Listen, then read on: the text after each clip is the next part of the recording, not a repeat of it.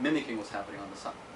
So you're actually getting essentially a form of fission, but it's kind of the reverse of what's happening on the sun, which is fusion, causing energy generation. Totally different chemistries, and because it was derived as an elemental, what do you call it, pieces of the hydrogen bomb, to make that, you essentially, you have to do a lot of chemistry to be able to get those raw materials for an H-bomb. Totally unrelated, just to let you know. It was a very bad misnomer to call it a hydrogen bomb. So nothing that's happening on the sun is taking place on your fuel cell? No, not really. That would be bad to have that in your pocket. So this is the consumer level fuel cell thing, right. USB charger, and I can put that in my pocket. There's no fusion or fission going no on. radiation. But you can take it fishing. What's that? You can take it fishing. Yeah. You're a physicist? Nice. Oh, the engineer versus I like the that. physicist. There we go. Yeah. Physicist. Solid state what?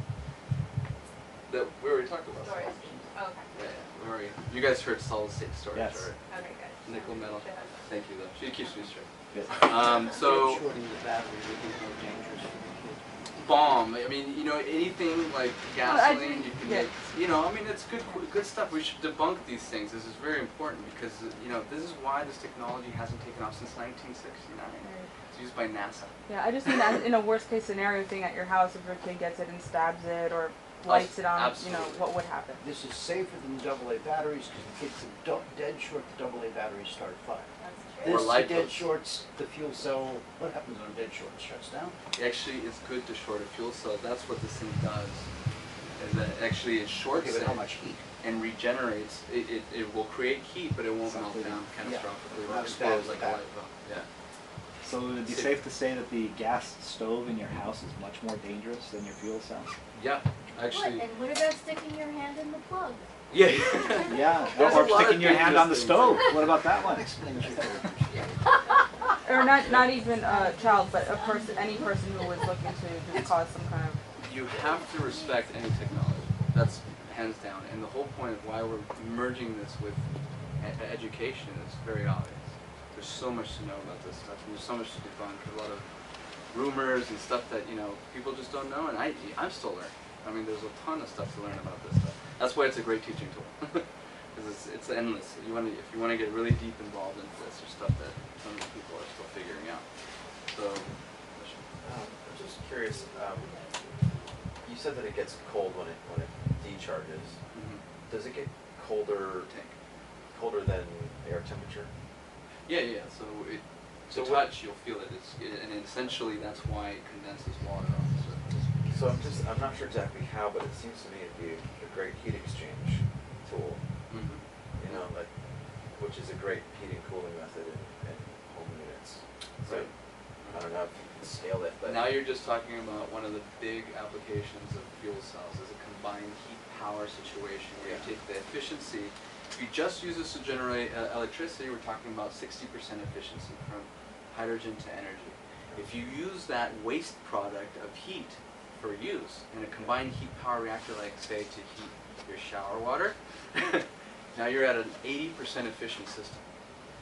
Let's say you use that last component of waste is ultra pure drinkable water. Why don't you use that? That's 95% efficient system. That's why NASA, that takes every gram into account and energy balances that. Use this in the most harsh environment which we consider as space. So combined heat power, drinkable. High pressure canisters, when the pressure goes out, they get cold at the bottom. Is that the same principle, or is there yet another interaction with the solid state storage that's making it cold? In other words, is it just the pressure release that's making it cold, or is there another reaction? It's essentially the pressure release, the desorption of the hydrogen off the metal surface. That is a reaction, essentially. Right. So that is an endothermic reaction. That's why you feel it as cold. So it's in addition to the pressure release, it's also the endothermic reaction of the hydrogen escaping the solid bond. Got it. Yes, exactly. So yeah, I mean anything that's essentially bond breaking or reforming is going to be essentially energy that's either created, not created, but essentially transferred from some point to another. looking at the physicist to see an approval. Can you get anything other than 5 volts native? Oh, I love this. Do you have to take the 5 volts and convert it? Can you get a version that's other than 5 volts? Yes. So we sell, essentially 3 different kits, and we'll get to that real quick, actually. Next slide. So those are the different kits that we have. So we have the 1.5 watt, good for research and education, sensors, little things like LEDs and fun stuff. That's why we're trying to slam the price of this down as much as possible. But when you get thinking about it, there's a lot of technology in there. So that's my justification for the price. Okay. And then there's the 12 watt version. That's good enough for like a MacBook Air. So now you're only limited by the amount you can charge essentially like a MacBook Air. And the 30 watt on the other hand is like a MacBook Pro. But you're talking about some serious stuff. On our YouTube channel, which I all recommend everybody to follow, and essentially it's going to be fun because we're just going to create as many hydrogen powered things as possible. Where we have a Tesla coil that was powered by the 30 watt fuel cell. Those are the guys in the UK. They're all physicists. They love Tesla coils. It's a little snap. They never go. We like cars and robotics. Your 12 engineer. Your 12 watt unit shows 2 canisters. How many watt hours does it generate? Right. So 14 watt hours times 2. So it all depends what you're powering. The whole point of this fuel cell sheet is that it senses the load, and what happens is that immediately it starts going, hey, the voltage drop starts saying, hey, gate that little solenoid valve. So there's a little valve here. And essentially, I don't know if you guys have heard the little hissing going on over here, but occasionally just pay attention and you'll hear a little.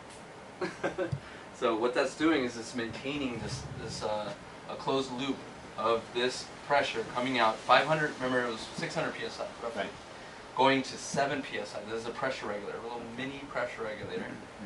Precision machine to 7 psi. That way you can use these little tiny hoses that are manipulable. You don't have to use high pressure hoses. Right. And that's all you need for these kind of fuel cells. So 7 psi going in here, all pressure fit, easy to manipulate. And then there's a reaction surface, and then you have the exit.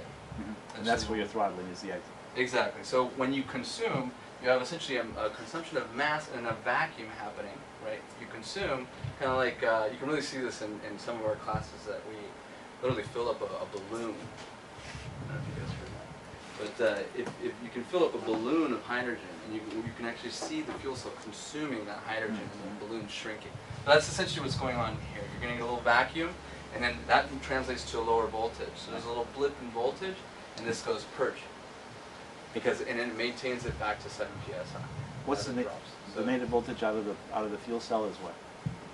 1.9 depends on what current.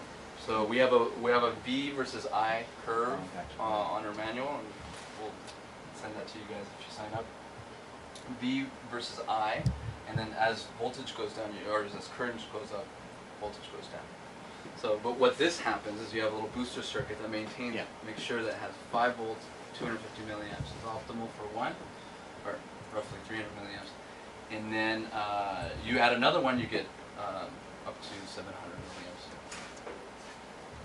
So that's this kit, 12 watt. You can crank it up actually to 20 watt. But if you do that, you're going to decrease the life of your fuel cell. Another 30 watt. What is your username on YouTube, and what other community sources are there so that we can get inspired and maybe start hacking? Sure. Well, it's H2MDK, are both of the channels and the Twitter accounts. That makes it easy. Okay. And then, so just to tell you a little bit about the hydrophil too, if you really want, or like that buff saying, hey, that's cold burning, making my hydrogen, because some people will start saying that. All right, well then just connect it to a solar panel. So it's DC ready to accept the voltage fluctuations of the solar panel.